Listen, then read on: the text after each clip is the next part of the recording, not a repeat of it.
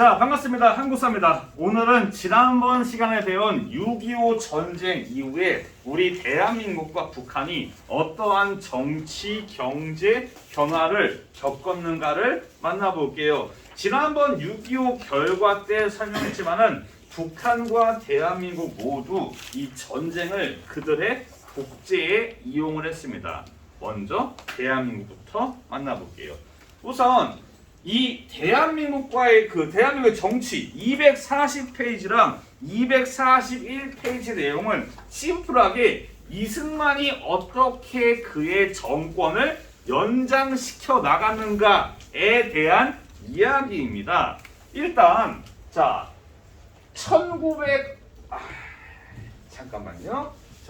1950년 5월 달에 2대 총선을 해요.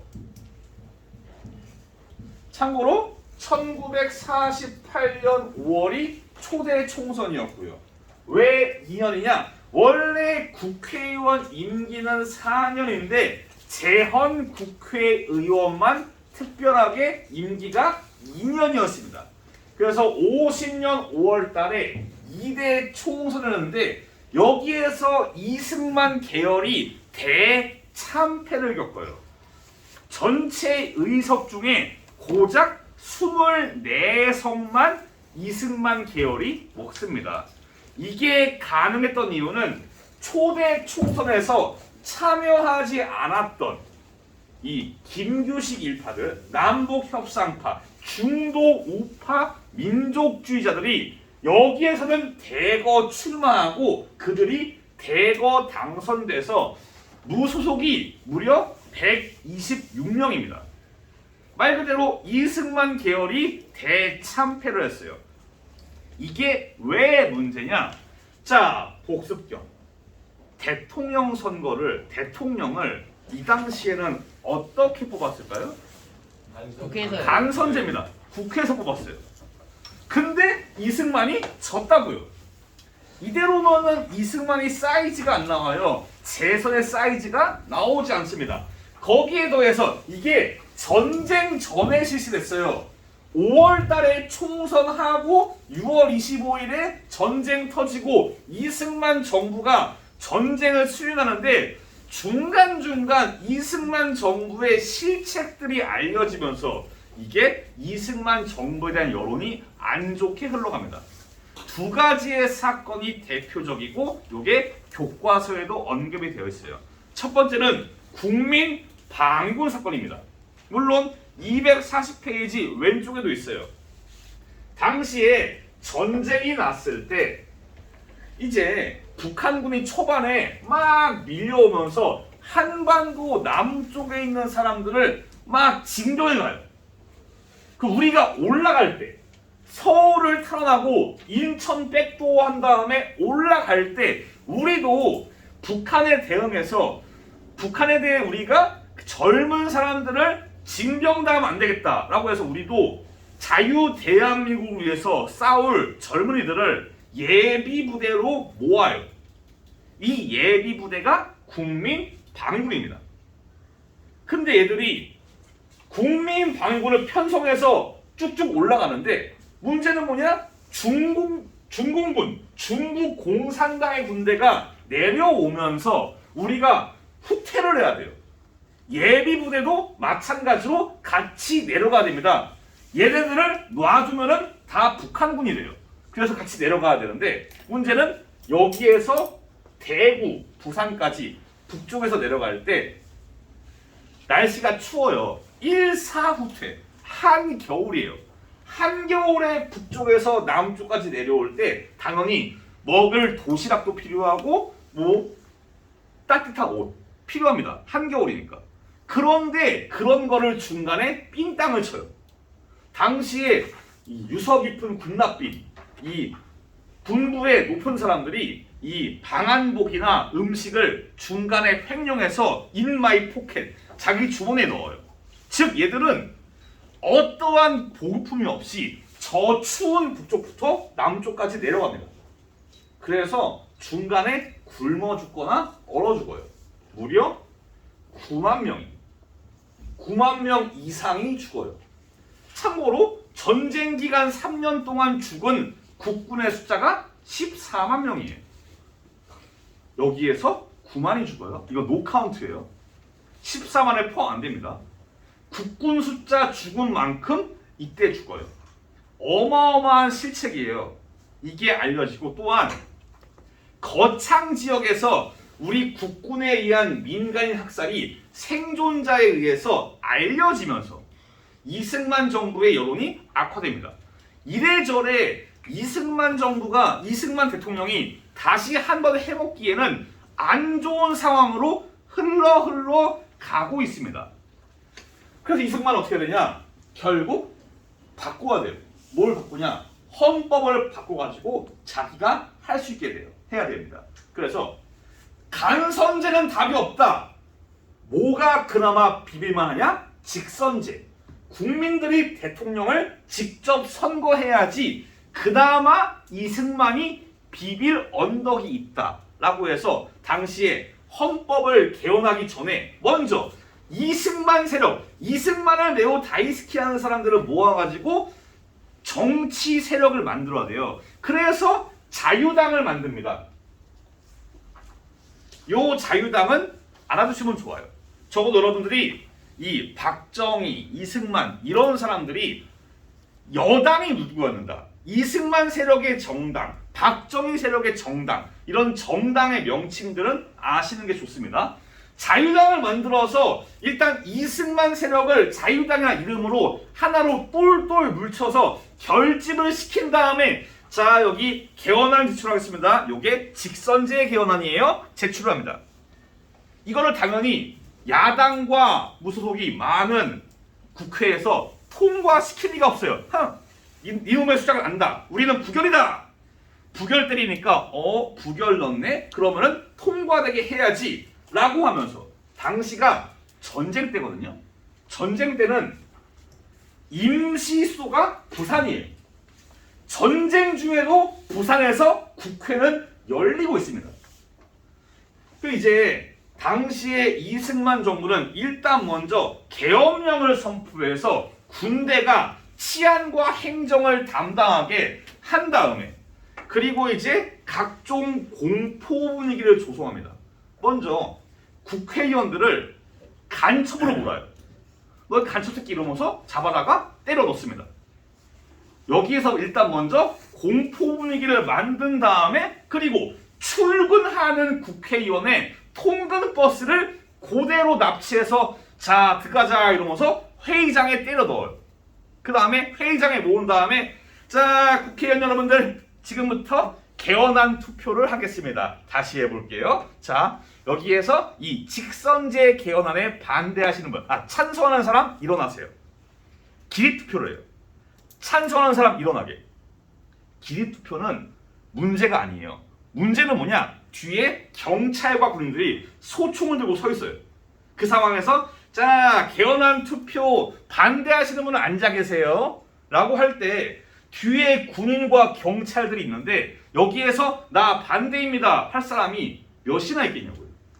공포 분위기를 막 조성한 다음에 강압적으로 이 개헌안이 직선제 개헌안이 통과하게 유도를 하는 겁니다. 그래서 뭐 통근 버스를 연행하고 뭐 간첩몰이를 하고 이런 식으로 한 다음에 직선제 개헌안을 통과하는데 이 직선제 개헌안을 다른 이름으로 뭐라고 하냐? 발췌 개헌이라고 해요. 왜 발췌 개헌이냐? 발췌는 어디에서 뽑은 겁니다. 여기에서 발췌하고 여기에서 발췌하고 이걸 발췌라 그래요. 당시에 국회에서 제시한 개헌안과 자유당에서 제시한 개헌안과 이 두 개를 발췌해서 하나로 섞었다는 의미로 이거를 발췌 개헌이라고 해요. 개헌안은 이렇습니다. 240페이지 아래쪽에 있고요. 제가 학습지에도 넣어놨습니다. 이 발췌 개헌의 포인트는 무엇이냐? 바로 53조 대통령과 부통령은 국민의 보통평등 직접 비밀 투표에 의해서 직선제로 한다고요. 직선제 개헌이 바로 발췌 개헌입니다. 이해가 되셨습니까? 개헌안 내용 아셔야 됩니다. 직선제 개헌안이라고요. 이렇게 해서 직선제 개헌안이 통과가 되었고요. 이 1952년에 2대 대선에서는 전쟁 중이기 때문에 국민들은 리더십이 안정적으로 계속되는 걸 원해요. 전쟁 중에 정권 교체는 혼란을 가져올 수 있으니까. 여기에 더해서 공산당과 싸우는 상황에서 반공을 내세운 이승만이 무난하게 대통령 선거에 당선이 되거든요. 그래서 2대 대선에서 이승만이 당선이 되는데 문제는 뭐냐? 당시의 헌법상 대통령의 임기는 4년이에요. 그리고 한 번 더 할 수 있어요. 1+1. 1회는 중임이 가능해요. 즉 이승만은 대통령을 2번 할 수 있어요. 요게 두 번째입니다. 즉 이승만은 1956년까지만 할 수 있어요. 근데 이승만도 그렇고 자유당도 그렇고 좀 더 하고 싶거든요. 여기에서 56년에 대통령 임기를 끝낼 마음이 1도 없어요. 그럼 뭐냐? 헌법을 바꿔야 돼요. 헌법을 바꿔야지 이승만이 계속 헤쳐먹을 수 있으니까. 그래서 헌법을 바꿉니다. 그래서 자유당이 자 다시 들고 왔습니다. 헌법 개헌안이 여기 있어요. 제출을 해요. 이게 다른 말로 4.4.5입 개헌안인데 내용은 241페이지에 있어요. 물론 학습지 아래에도 있습니다. 4.4.5입 개헌안의 주요 골자를 같이 보실게요. 먼저 대통령과 부통령의 임기는 4년으로 한다. 잘 따라오고 계시죠? 단 재선에 의해서 한 번 할 수 있다. 이 내용은 요거예요. 이겁니다. 대통령이 권리, 대통령이 없을 때는 뭐 사망이라든가 이런 식으로 대통령이 없을 때는 대통령이 자동적으로 되고서 남은 기간 동안 부통령이 대통령의 임기를 수행하는 겁니다. 그리고 여기까지는 문제가 없어요. 재헌헌법과 큰 차이가 없어요. 근데 이게 왜 이승만의 정권 연장이냐? 이 헌법의 마지막에 부록이 있어요. 부칙, 부록. 여기에서 뭔가 양심이 손잡고 출타하신 어이없는 조항이 있어요. 이 헌법 공포 당시의 대통령에 대해서는 여기가 적용이 안 된다. 헌법에 예외 조항이 있어요. 원래 헌법은 모든 국민들이 다 공평하게 적용되는 나라의 법인데 이게 예외가 생겨요. 이 헌법을 공포할 때, 이 헌법 개헌안을 제정할 때, 만들 때 그때 당시의 대통령은 여기에 예외예요. 누굽니까? 이승만이에요. 헌법에서 이승만만 예외입니다. 이게 무슨 말도 안 되는 개헌안이에요. 그래서 이승만 대통령은 여기에 예외돼가지고 죽을 때까지 이승만이 원한다면은 계속 대통령을 헤쳐먹을 수 있게 개헌안을 올립니다. 이걸 4.4.5입 개헌안이라고 해요. 왜 4.4.5입인지는 지금 설명드릴게요. 그래서 이런 말도 안 되는 개헌안을 올리니까 당연히 야당은 반발을 해요. 근데 일단 표결을 합니다. 당시의 국회의원이 203명이고 203의 3분의 2가 정족수예요. 203의 3분의 2를 먹으면은 헌법이 바뀌는 겁니다. 그래서 당시에 표결 들어갑니다. 일단 정족수는 135.333인데 사람은 3분의 1로 쪼갤 수가 없으니까 일반적으로 이럴 때는 136이 됩니다. 사람은 쪼갤 수가 없으니까 뭐 사람을 잘라가지고 머리만 할 거야? 아니잖아요. 그래서 136이에요. 136표를 먹어야지 개헌을 해요. 자, 투표합니다. 따라당 따라당 쿵짝짝 135네? 135요. 한 표가 모자라서 정족수를 못 먹었어요. 민주당, 야당 신납니다. 우리가 해냈다. 우리가 민주적인 표결로 이승만 독재를 막았다 좋아하는데 다음날 자유당이 아니야 라고 하면서 뭐라고 말하냐. 자, 여러분들 수학을 아십니까? 매스매틱스 유노 이러면서 자 135.33332 3분의 2잖아요. 근데 여러분들 반올림 아시잖아요, 이놈이. 그래서 이 반올림이 4,4,5입인데 이게 뭐냐면은 봅시다. 자, 4는 버리고 5는 반올림만 올리는 게 요게 반올림이거든요. 그러니까 135.333 하는 136이 아니라 135입니다. 라고 하면서 정족수는 135예요 라고 말하는 게 4,4,5입. 기적의 논리입니다. 예. 이거를 당시에 서울대 수학과 교수를 불러가지고 국회에서 강연을 했어요. 왜 135가 정족수인가를 수학과 교수를 불러가지고 강의를 하겠어요. 어이가 없는 거죠. 뭐 야당은 막 반발하지만은 반발하는 나발이만에 정족수는 136이 아니라 135입니다. 그래서 통과됩니다. 라고 거의 날치기 스타일로 통과를 시켜버려요. 여기에서 여당 왜 135가 나왔냐? 사실 자유당은 철저한 계산을 했어요. 매수와 공작을 통해서 이미 136을 확보를 해놨어요. 그런데 왜 135가 나왔냐? 의원 중에 한 명이 문맹자예요. 글씨를 모릅니다. 당시의 표결은 이런 거예요. 여기다가 표시를 하면은 오케이입니다. 개헌안 찬성이에요. 근데 이 의원이 글자를 모르니까 보좌관이 의원님 가셔가지고 용지 받으시잖아요. 여기에서 네모가 보이시면은 동그라미 하세요 라고 당부를 해요. 의원이 네모 갑니다. 네모 딱 봤는데 이거 아닌데? 네모가 둘이에요. 네모가 둘이야. 어디다 가지? 네모. 그러니까 네모니까 둘 다 하자. 그래서 한 표가 무효가 됐어요. 그래서 136이 못 먹고 135를 먹었어요. 자유당이. 이런 여담도 있었습니다. 네. 여튼간에 이렇게 해서 기적의 논리로 개헌안이 통과가 되어가지고 이승만은 계속 주구장창 계속 혼자서 헌법에 예외가 되면서 계속 헤쳐먹을 수 있게 되어가지고 1956년에 3대 대선에 출마합니다. 이때는 당시에 부통령도 같이 했어요.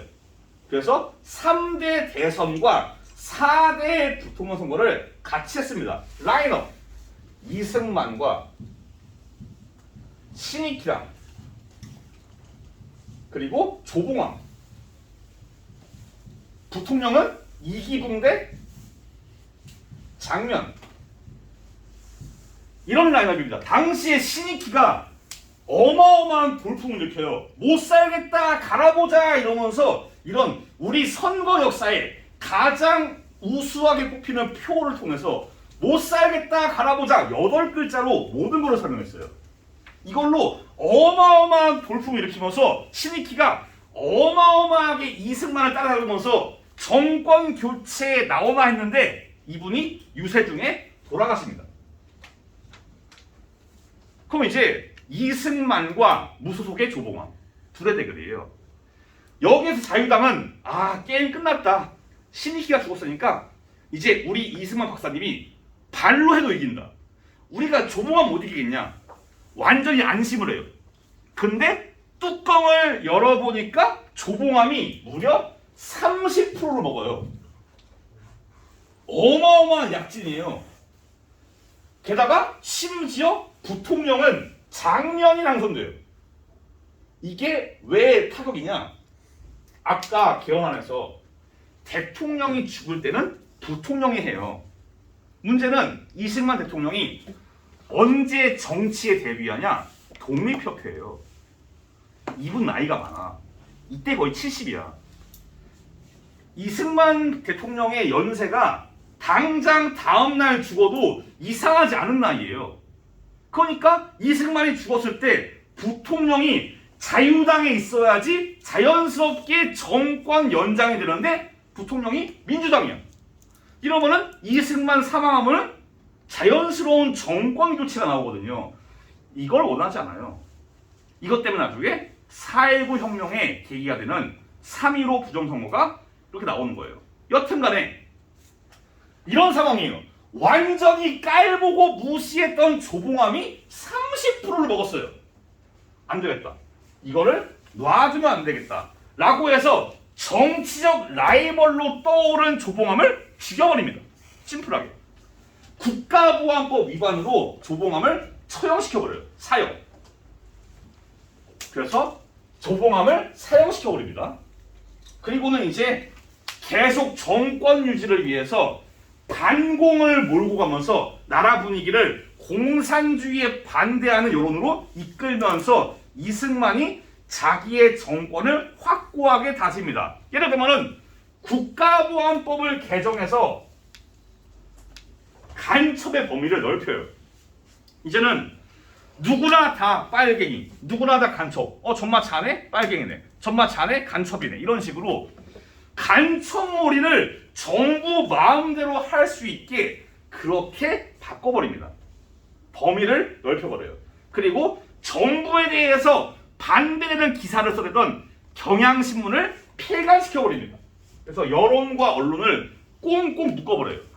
이승만 정부에 반대하지 않게 완전히 묶어버립니다. 그리고 국민반을 만들어요. 우리 시험 범위 중에 뭐가 있냐면은 1930년대와 40년대에 일제가 우리 민족을 동원하면서 각 마을별로 애국반을 만들어가지고 애국반을 통해서 동원을 장려합니다. 애국반을 그대로 들고 와서 마을 단위로 국민반을 만들어요. 여기에서 주민들을 통제하고 이승만 정부의 정권 연장에 이용해요. 심지어 요거를 부정선거에 이용합니다. 부정선거에 국민반을 이용해서 자행하기도 합니다. 여튼 이런 식으로 조봉암을 날려버리고 국가법 개정하고 경향신문 폐간하고 국민반 만들고 이런 식으로 계속 여론을 틀어막고 공산주의에 대한 반대를 강화하면서 이승만은 자기의 정권을 계속 연장시켜 나가는 겁니다. 이해가 되셨습니까? 지금까지 한 게 240페이지랑 241페이지 내용이고요. 헌법 개헌 두 가지, 발췌 개헌안과 4.4.5입 개헌안, 이것이 어떤 내용이 있고 개헌으로 가는 길이 어땠나, 개헌 이후에 어땠나, 이런 것들을 잘 보셔야 됩니다. 이해가 되셨습니까? 자, 다음은 242페이지의 경제로 가겠습니다. 이승만 정부 50년대의 경제는 어떠했나 라는 겁니다. 이 242페이지를 하나로 묶어주는 단어가 있어요. 바로 미국의 원조 경제입니다. 원조 물자. 이 전쟁이 끝난 상황에서 이승만 정부는 전쟁이 멈추는 것을 반대해요. 북한이 언제 쳐들지 어떻게 하냐, 도와달라. 그래서 미국이 한미 상호 방위 조약을 맺고 그리고 원조 물자를 약속을 해요. 경제 원조를 미국이 약속합니다. 이들 우리가 도와줄게. 그래서 미국이 도와주는 거예요. 일단 전쟁이 끝난 상황에서 한반도가 완전 작살납니다. 우리가 농지라던가 공장 이런 게 완전히 아작이 나버려요. 거의 제로입니다. 이 상황에서 정부는 전후 복구를 위해서 과거 일본인들의 토지, 농지, 일본인들의 공장 이런 귀속 재산을 나눠주면서 전후 복구를 하고, 또한 이제 미국의 원조 물자를 받아가지고 이거를 원조 물자를 배부하면서 이 원조 물자를 바탕으로 전후 경제를 복구하고자 해요. 모든 키워드는 원조 물자에서 시작돼요. 여러분들이 마인드맵식으로 원조 물자에서 하나하나 이을 수 있어요.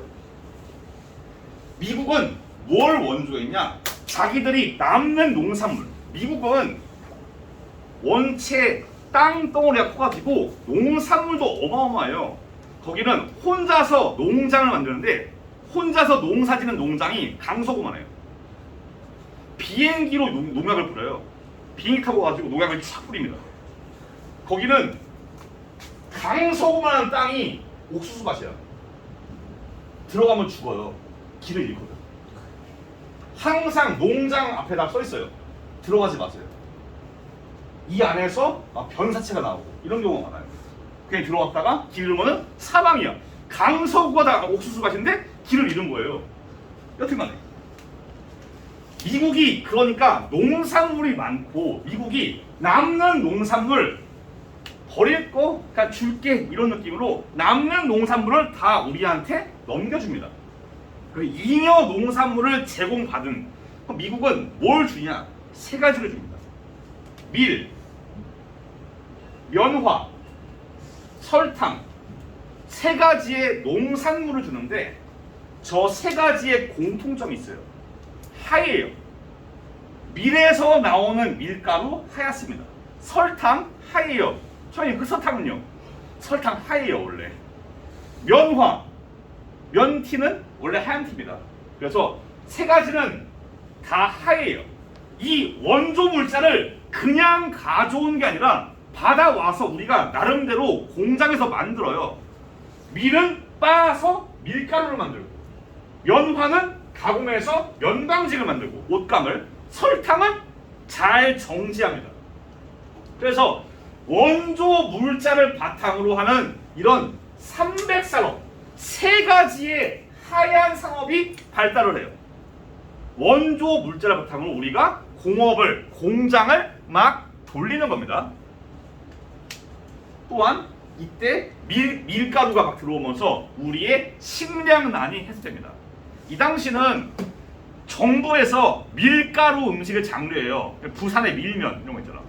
밀가루면 그게 이때부터 나온 거예요. 밀가루 음식들. 근데 문제가 있어요.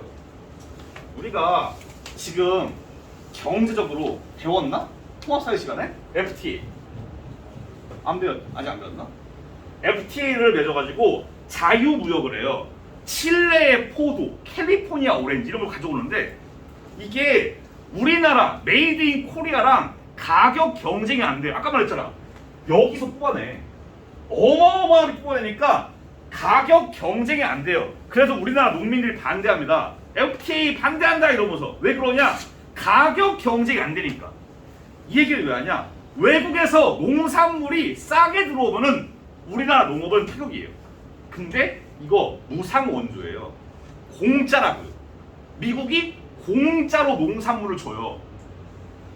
이 공짜 농산물과 우리의 농업이 경쟁을 해야 돼요. 이러면은 답이 안 나오지. 가격을 아무리 깎아도 무상과는 비빌 수가 없어요. 그래서 어떻게 되냐? 우리나라 농업이 작살나고 우리나라 농산물이 작살나는 겁니다. 폭락을 계속 겪으면서 농업에 위기가 찾아오고 농민들이 뼈 빠지게 백날 농사를 지어봤자 가격 경쟁력이 안 되니까 돈이 안 돼요.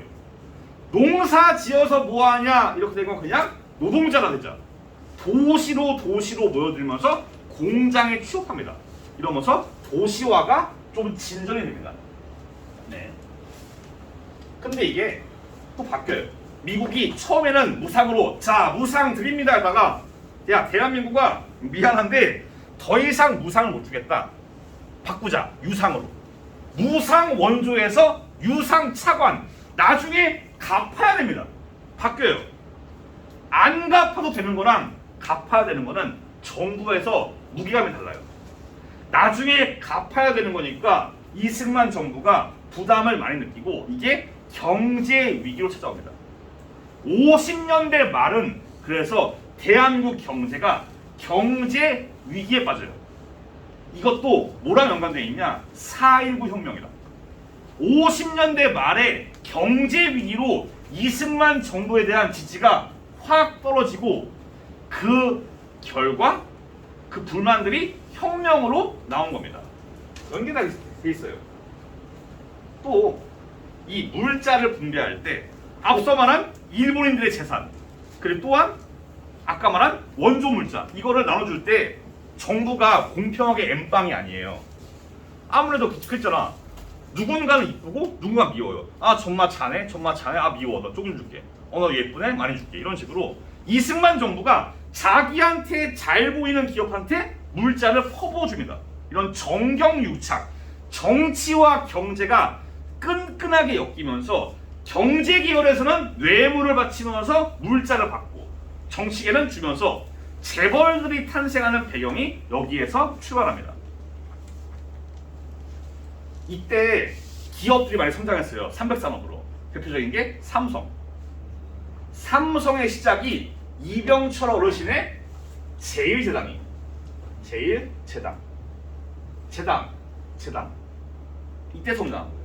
이때 성장해서 지금의 샘성이 된 겁니다. 여튼 이 전후 원조경제 이 242페이지는 원조 물자의 향방에 따라서 여러분들이 이해하기 쉬워요. 원조 물자가 어떻게 되는가에 대해서 하나하나 엮으시면은 여러분들이 복습하실 때 어려운 게 없어요. 이 점 염두하시고 마지막 파트인 북한사로 갑니다. 항상 고민이 많습니다. 왜 북한사를 배우냐는 말이 나올까봐. 언젠가 동양고 앞이 태극기로 물들까봐 항상 걱정이 많습니다. 항상 말하지만은 우리가 북한사를 배우는 거는 북한 애들이 얼마나 또라이인가를 배우는 거예요. 이전에 배웠던 북한사는 아직 김일성의 1인 독재가 나오지 않았어요. 광복 이후에 북한 지역, 한반도 북쪽은 소련이 지지하는 김일성이 다른 사람보다 압도적으로 앞에 있는 건 맞는데 그렇다고 김일성이 지 마음대로 모든 걸 할 수 있는 게 아니에요. 왜 그러냐? 북한 내에 파벌들이 겁나 많아요. 243페이지 오른쪽에도 있는데 당시에 북한에는 수많은 종파가 있어요. 먼저 남노동파, 남조선노동당이에요. 얘들은 교과서에 종종 나오는 박헌영 당시에 우리 대한민국 지역 요 지역에서 활동하던 남조선 노동당의 좌익인데 얘들이 더 이상 활동이 어려워지니까 넘어가서 김일성에 합류를 해요. 다음 연합파 시험범위 있습니다. 조선 독립동맹 조선 독립동맹과 조선의용군이 어디에서 활동하냐? 중국의 옌안이에요. 옌안 한자로 연안 즉 연안파는 조선 독립동맹과 조선 의용군의 세력이에요. 그러니까 쉽게 김두봉과 그 일파를 연안파라 그래요. 다음 소련파 요거는 소비에트 연방에 유학 간 사람들 유학파예요. 갑산파는 김일성과 함께 항해 운동을 했다는 그 사람들이에요. 근데 김일성과 같이 함께 했다고 모든 사람들이 김일성을 좋아하지 않아요. 마치 제가 만약에 여러분 담임이에요. 모든 사람이 날 좋아하지 않잖아. 제가 여러분 가르쳐요. 모든 사람이 저를 좋아하는 게 아니에요. 그런 것처럼 누군가는 정남 좀 마음에 안 들어. 언제 한번 제끼워야지. 이런 사람 있을 수 있거든요. 혁명 마렵다 이러면서 언제 한번 제끼워야지. 이럴 수 있거든요. 그런 것처럼 당시에 북한은 수많은 파벌이 있고 김일성이 지 마음대로 독재하기 위해서는 파벌을 다 하나하나 제끼어야 됩니다. 그래서 하나하나 다 제끼는 겁니다. 먼저 6.25 전쟁 중에 6.25 전쟁에서 북한군의 일원으로 싸운 당시에 전투 경험이 많던 조선의용군 출신들이 많이 싸워요. 이때 앞장서서 얘들을 전투에서 패배했다는 말로 죽여버립니다. 내보내버려요. 연안파의 일부를 전투에서 패배했다고 몰아내버립니다. 그리고 전쟁이 끝나자 북한 입장에서는 패배한 전쟁이에요. 왜냐면 목적 달성 못했으니까. 김일성이 돼지가 침략을 할 때 박헌영이 꼬드겨요. 저기 일성님 전쟁 나면은요 이 한반도 남쪽에서 수많은 무수히 많은 좌익 세력들이 일성님 따라 갈 겁니다. 그냥 믿고 가시죠. 했는데 그런 게 없어. 박헌영 불러가지고 야 이 새끼야 네가 말했는데 왜 아무런 반응이 없냐. 네가 잘못했다. 그래서 6.25 전쟁 패배의 책임을 전쟁을 꼬드긴 박헌영에 돌려가지고 박헌영을 죽여버립니다. 날려버려요. 자, 좀 어려워하는 것 같은데. 일단 그리고 소련에서 사회주의, 공산주의의 최고 높은 돼지, 빨간 돼지 스탈린이 죽어요. 그리고 그 다음 정권에서 야, 우리가 소비에트 연방 우리가 지금만 말하지만은 우리 지난 스탈린 돼지가 또라이인 것 같아 라고 하면서 스탈린에 대한 비판이 나와요. 그러자 요게 북한으로 옵니다. 야, 지금 소비에트 연방에서 스탈린 돼지를 비판하는데 우리 돼지도 좋은 돼지 아닌 것 같아 이러면서 김일성 돼지에 대한 비판이 나와요. 이거를 김일성은 가만히 놔두지 않아요.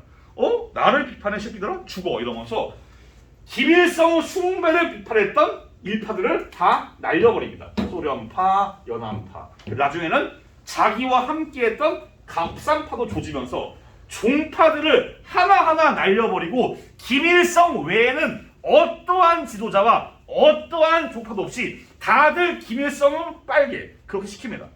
그런 식으로 이렇게 숙청을 통해서 김일성 1인 독재가 완성이 되어가는 겁니다. 종파들 이름까지 몰라도 이 맥락, 김일성이 숙청을 통해서 지 마음대로 하는 1인 독재를 완성했구나로 알아두시면 되겠어요. 자, 다음 북한의 경제입니다. 저는 북한의 경제를 찬양할 생각이 단 1도 없다는 걸 알아두세요. 예. 북한도 마찬가지로 전쟁 끝나고 우리랑 평등해져요. 원래 북한은 우리 시험 범위에 있는 식민지 공업화 정책으로 일제가 북한 지역에 공장을 많이 지어요. 원래 출발선상에서 대한민국과 북한이 저 앞에 있어요. 원래 경제가 발달이 되어 있는데 미국이 이거를 평등하게 합니다. 폭격을 통해서 북한을 깔끔하게 밀어버려요. 공장, 발전소 날려버립니다. 북한도 우리랑 마찬가지로 제로부터 처음부터 복구해야 돼요. 그래서 북한은 막 소련한테 원조 받고 나름대로 하면서 전후 복구 사업을 하고 걔네도 경제 개발을 위해서 노력하는데 주로 북한의 경제는 이런 거예요. 사회주의, 공산주의 사회주의 경제. 얘들은 어떻게 하냐? 일단 빠르게. 천리마 운동이 그거예요. 천리마가 뭐예요? 천리를 살리는 말. 겁나 빠른 말. 북한은 이런 느낌이에요. 영상 보면은 사람들이 삽 들고 서 있어요. 누가 삑 불만 가가지고 막 삽질을 열심히 일을 해요. 그냥 일단 존나 빠르게. 그냥 존나 빠르게 일만 해요 그냥. 그냥 삽질만 의미 없이 그냥 계속합니다. 걔들이 뭐 하는지도 몰라요. 그냥 삽질만 해. 일단 빠르게. 노동력을 갈아넣고 일단 빠르게. 그게 북한 스타일이에요. 이게 빨리 하는 건 좋아요. 근데 실속이 없어. 이런 거예요. 자, 한국사 공부할 때 자, 시험이 다음 주니까 공부해보자. 시작! 빵! 이런 식이에요. 빨리 본 다음에 끝났어. 포기해. 이게 끝낸 거냐고요. 공부를 잘해야지 빨리 하는 건 의미가 없어요. 빨리 본 다음에 나는 끝났어. 이게 아니에요. 잘해야지. 경제도 빨리 하는 게 능사가 아니에요. 잘해야지. 북한은 빨리만 한 거예요. 효율이 없고 실속이 없이. 그러니까 9등급에서 빨리 보면은 7등급이 될 수 있어요. 근데 그 이상으로 5, 4, 3 못 가는 거지. 북한의 경제가 이때 발전을 해요. 근데 이후로는 성장이 멈추는 게 이런 거예요. 빨리만 하는 거는 그 이상을 못 올라가요. 반면 우리는 빨리 하면서도 잘해서 올라가는 거고. 그 차이가 있는 거예요. 우리 대한민국과 북한의 차이. 천리마 운동으로 노동력과 그 빠른 생산만 강조했다는 점 알아두시고. 그리고 마지막으로 북한은 원래 전쟁 전에는 북한 정권의 인기를 위해서 사유재산을 어느 정도는 인정을 했습니다. 하지만 전쟁 끝나고 나서는 완전한 사회주의, 사유재산 다 때려쳐. 다 국가의 손으로 돌려버려요. 농지도 완전히 다, 모든 농지를 다 협동조합으로. 이전까지는 토지를 무상 분배했잖아요. 그걸 다 걷어가지고 협동조합 소유로 돌려가지고 모든 토지를 다 국유화시켜버려요. 농지를 전쟁이 끝난 다음 다 돌려버리면서 사회주의 경제, 뭐 토지, 공장, 기계, 농기구 모든 생산수단을 다 국영화시키면서 사회주의 경제 시스템을 완성합니다. 뭐 좋은 거 아니에요. 좋은 거 절대로 아닙니다. 다만 이때는 좋아 보였어요. 첫 끝발, 개끝발. 그래서 저도 70년대와 80까지는 북한이 우리보다 위에 있었어요. 경제가. 다만 이 다음부터는 우리의 경제가 5등급 이상으로 올라가면서 우리가 걔들을 점점 앞서는 겁니다. 이거는 나중에 2학기 기말고사 때 설명을 드릴 거예요. 자, 여튼 수업은 여기까지입니다. 시험 범위가 완료됐고요. 시험 끝난 다음에 이승만 독재가 무너지는 4.19 혁명부터 이어가겠습니다. 고생 많았습니다. 다음 시간에 뵐게요. 감사합니다.